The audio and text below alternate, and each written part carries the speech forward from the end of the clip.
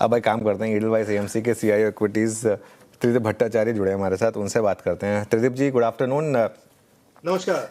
नमस्कार। ये मार्केट में जो मूड माहौल सेंटीमेंट बिगड़ा है, ये किस वजह से? क्या रुपये एक फैक्टर है? क्या ट्रेड डील में जो देरी हो रही है वो फैक्टर है, या कुछ और है ये? नहीं, आई थिंक ये थोड़ा सा ट्रेड डील को लेकर नर्वसनेस जरूर है।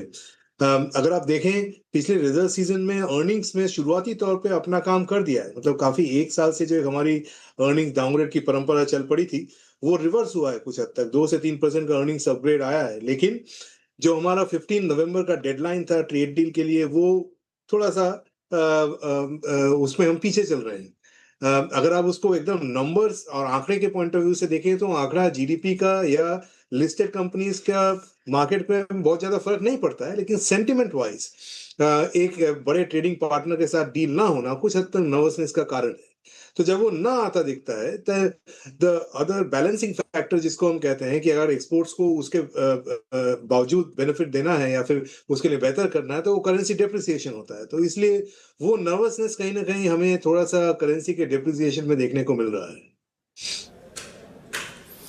ओके, वो नर्वसनेस, ट्रेड डील का ना एग्जीक्यूट होना, उसको लेकर पशुपेश। त्रिदीप जी, एक दो स्पेस जहाँ पे सिवियर प्राइस डैमेज आज हुए हैं, उनमें अगर आप देखें तो आज बैंक्स हैं, आज ईएमएस सेगमेंट में पिछले 2 हफ्ते से काफ़ी अनवाइंडिंग है। आज अगर आप देखें जितने भी न्यू एज स्टॉक्स थे वहाँ पे अच्छा खासा कोलैप्स है अभी।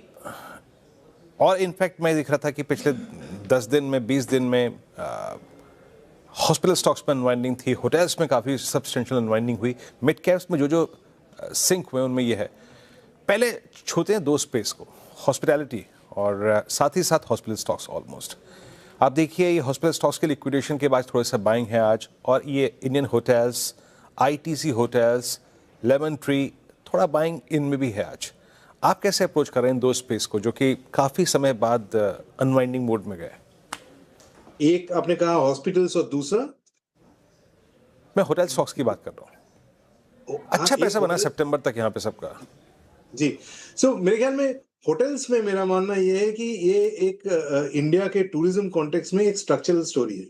अगर आप इंडिया में होटल्स का पेनिट्रेशन देखें तो अगर थोड़ा सा भी मीडियम टर्म का व्यू लें तो हमारी काफी अंडर पेनिट्रेशन है विद रिगार्ड्स टू की टूरिस्ट लोकेशंस। तो उनके एक्चुअली नंबर्स पिछले क्वार्टर में भी ठीक ठाक आए हैं। अर्निंग्स थोड़ी बहुत बेहतरी हुई है, लेकिन वो एक हेल्दी करेक्शन मोड के बाद आई थिंक वो अपने अपने हिसाब से वापस अपना अप ट्रेंड जारी रहेंगे। हम लोग होटल्स में बुलिश है।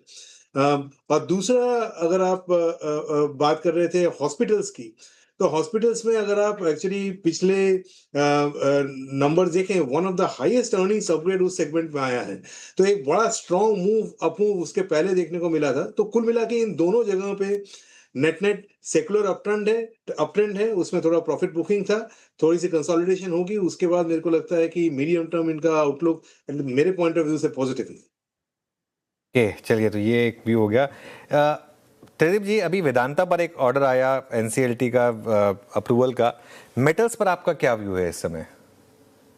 मेटल्स में देखिए, स्ट्रक्चरल तरीके से तो हम नेगेटिव हैं, लेकिन टैक्टिकली जब कोई हमें मौका मिलता है जहाँ पे कि बॉटम अप बेसिस में थोड़ा बहुत रैली आने की उम्मीद होती है तो हम उसको खेल जाते हैं। बट ओवरऑल कमोडिटीज में अगर आप देखें, विच इंक्लूड्स क्रूड ऑयल और पूरा कमोडिटीज पर उसको साथ में लेके देखें तो उसमें हम अंडरवेट होंगे। उसमें फेरस मेटल्स में हम लोग थोड़ा सा ओवरवेट है, बिकॉज उसका जो प्राइसेस है वो बाउंसिंग अराउंड द बॉटम जो हम कहते हैं वहां पे है, थोड़ी सी आगे बेहतर होने की उम्मीद है।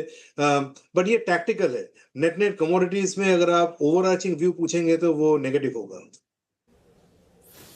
ओवरऑल कमोडिटीज़ में आपका व्यू नेगेटिव है इस वक्त। एक दो बास्केट को और देखते हैं जो अच्छा कर रही हैं, और ये इंश्योरेंस अमेंडमेंट बिल, जो कि 3 महत्वपूर्ण मुद्दे हैं, चाहे वो एफडीआई हो, चाहे वो नॉन इंश्योरेंस पार्टनर हो, और कमीशन टू द ब्रोकर्स। इन 3 कसौटियों पर खैर अभी तो चर्चा होगी शाम को, लेकिन आप इंश्योरेंस स्टॉक्स जिन्होंने पिछले साल भर में अच्छा पैसा बना के दिया, त्रिदीप जी, क्या व्यू रखते हैं यहाँ से? अगर ये 3 मूलभूत बदलाव होते हैं और ये इंडस्ट्री के फेवर में रहते हैं, तब आपका पर्सपेक्टिव क्या होगा?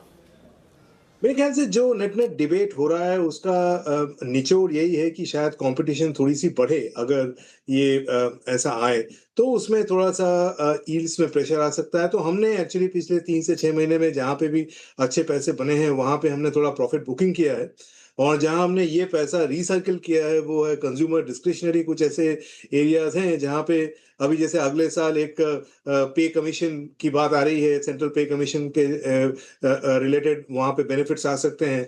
सो जहां पे वो बेनिफिट करेंगे उस एरियाज में हम लोगों ने पैसा लगाया। तो इंश्योरेंस एक ऐसी जगह है जहां पे हमने थोड़ी प्रॉफिट टेकिंग करी है पिछले 3 महीने में। इंश्योरेंस में प्रॉफिट बिग टेकिंग करी है पिछले 3 महीने में। एक व्यू लेना चाहूँगा आपसे ईएमएस स्पेस पर, क्योंकि ईएमएस स्पेस में काफ़ी दिक्कत आई, लेकिन पिछले कुछ दिनों में एक सेंस ऑफ स्टेबिलिटी आई है। भले ही स्टॉक्स बहुत ज़्यादा ना चले लेकिन गिरना बंद किए हैं, चाहे केन्स हो, डिक्सन हो।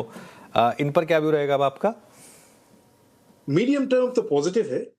इस सब में हाई ग्रोथ स्टॉक्स में होता ये है कि जब कुछ नंबर्स बेहतर आते हैं, अर्निंग्स मतलब जब अर्निंग्स बेहतर आते हैं तो वो अचानक से बहुत स्पर्ट्स में उनका मूवमेंट आता है और उसी हिसाब से फिर करेक्शन आ जाता है।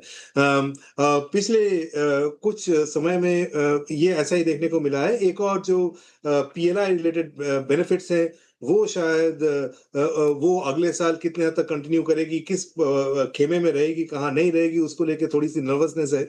लेकिन जो बिजनेस मोमेंटम है, जो अर्निंग्स मोमेंटम है ओवर मीडियम टर्म वो स्ट्रांग है। वैल्यूएशंस की बात है, थोड़ा सा वैल्यूएशन ज्यादा हो गया था जो कि करेक्ट होने के फिराक में है और तो होने के बाद इसलिए थोड़ी सी स्टेबिलिटी दिख रहे हैं। तो ऊपर के लेवल में यहाँ पे भी हमने थोड़ी बहुत प्रॉफिट बुकिंग करी थी, पर अभी हमको लगता है कि जो प्राइसेस हैं वो रीजनेबल हैं।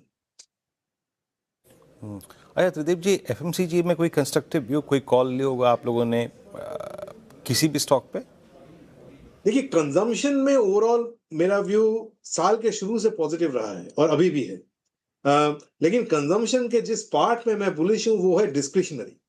कंज्यूमर स्टेपल्स में हमारा मानना यह है कि ये जीएसटी कट और जो भी कंज्यूमर को बूस्ट दिया गया है गवर्नमेंट के थ्रू या फिर जो मैक्रो से बूस्ट आया है ऑयल गिरने के चलते या फिर इन्फ्लेशन के चलते, उसका बहुत ज्यादा दारोमदार एफएमसीजी स्टॉक्स में शायद ना देखने को मिले। उनकी कंजम्पशन एक लेवल ऑफ पेनिट्रेशन में पहुंच चुकी है और वहीं पे plus minus few percentage point ही रहने वाली है। लेकिन डिस्क्रिशनरी साइड में जैसे आप ऑटोज देख लीजिए या फिर होटल्स देख लीजिए, इस तरीके के एरियाज में शायद जैसे जैसे इंटरेस्ट रेट कम हो अगले 3 से 6 महीने में जैसे पॉलिसी का इम्पैक्ट आए, एक अच्छा खासा अपलिफ्ट देखने को मिल सकता है। तो कंजम्पशन में हमारा झुकाव कंज्यूमर डिस्क्रिशनरी तरफ ज्यादा, स्टेपल्स की तरफ कम। डिफेंसिव के तौर पे हाँ हम लोग ओन करते हैं कुछ शेयर्स, पर ब्रॉडली स्पीकिंग अंडरवेट होंगे इस एरिया में। Broadly speaking underweight. और बहुत बहुत शुक्रिया आपका अपने इस व्यू के लिए त्रिदीप जी, और सभी स्टॉक्स पे और सेक्टर्स पर राय रखने के लिए।